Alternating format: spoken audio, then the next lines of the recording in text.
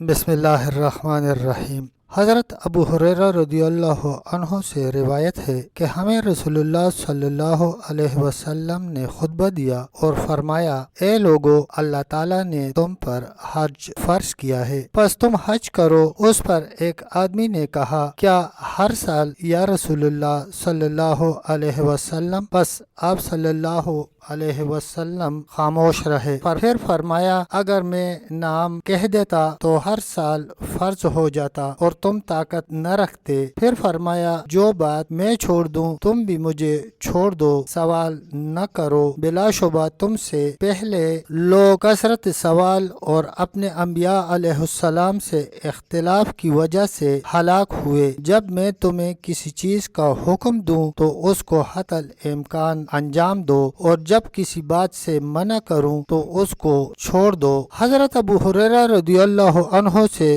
روایت ہے کہ نبی کریم صلی اللہ علیہ وسلم سے دریافت کیا گیا، کون سا عمل افضل ہے؟ اب صلی اللہ علیہ وسلم نے فرمایا، اللہ اور اس کے رسول پر ایمان۔ پھر کہا گیا، اس کے بعد کون سا؟ فرمایا، اللہ کی راہ میں جہاد۔ سوال کیا گیا، پھر کون سا؟ فرمایا، مقبول حج۔ بخاری و مسلم۔ وہ حج جس میں حج کرنے والا کسی معصیت کا ارتکاب نہ کرے۔ حضرت ابو ہریرہ رضی اللہ عنہ نبی کریم صلی اللہ علیہ وسلم سے روایت کرتے ہیں، جس نے حج کیا اور اس نے کوئی فحش گوئی اور فسق و فجور نہ کیا تو وہ اس طرح لوٹا جیسے کہ آج ہی اس کی ماں نے اس کو جنم دیا۔ بخاری و مسلم۔ حضرت ابو ہریرہ رضی اللہ عنہ سے مروی ہے کہ ایک شخص نبی کریم صلی اللہ علیہ وآلہ وسلم کی خدمت میں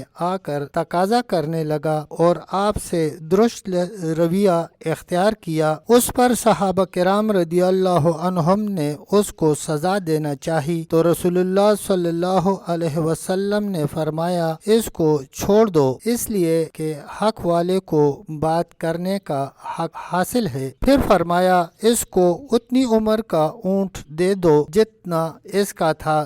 صحابہ کرام رضی اللہ عنہم نے عرض کیا، ہم تو اس کے جانور کی عمر سے بہتر والا پاتے ہیں۔ آپ صلی اللہ علیہ وسلم نے فرمایا، اس کو وہی دے دو، تم میں بہتر وہ ہے جو ادائیگی میں بہتر ہو۔ صحیح مسلم، صحیح بخاری۔ حضرت جابر رضی اللہ عنہ سے روایت ہے کہ رسول اللہ صلی اللہ علیہ وسلم نے فرمایا، اللہ تعالیٰ اس آدمی پر رحم فرمائے جو فروخت خرید اور رقم کے تقاضا کے وقت درگزر کرنے والا ہو۔ صحیح بخاری۔ حضرت ابو قتادہ رضی اللہ عنہ سے روایت ہے کہ میں نے رسول اللہ صلی اللہ علیہ وسلم کو فرماتے سنا، جو یہ پسند کرتا ہو کہ اللہ تعالیٰ اس کو قیامت کے دن دکھوں سے نجات دے تو اسے چاہیے کہ تنگ دست کو مہلت دے یا مکروز کو معاف کر دے۔ صحیح مسلم۔ حضرت ابو ہریرہ رضی اللہ عنہ سے روایت ہے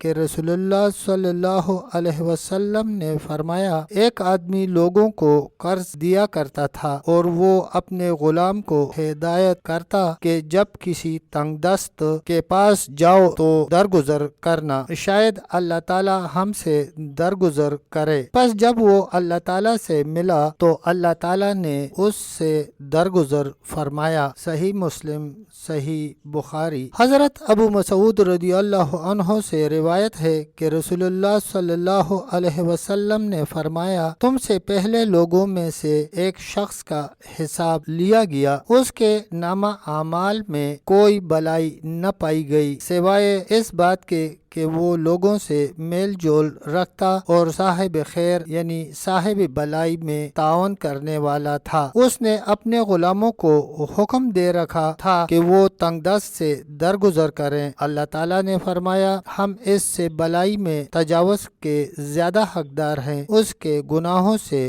درگزر کرو۔ صحیح مسلم۔ تب تک دوستو اتنا ہی، ملتے ہیں اگلی ویڈیو میں، تب تک کے لیے اللہ حافظ، اللہ نگہبان۔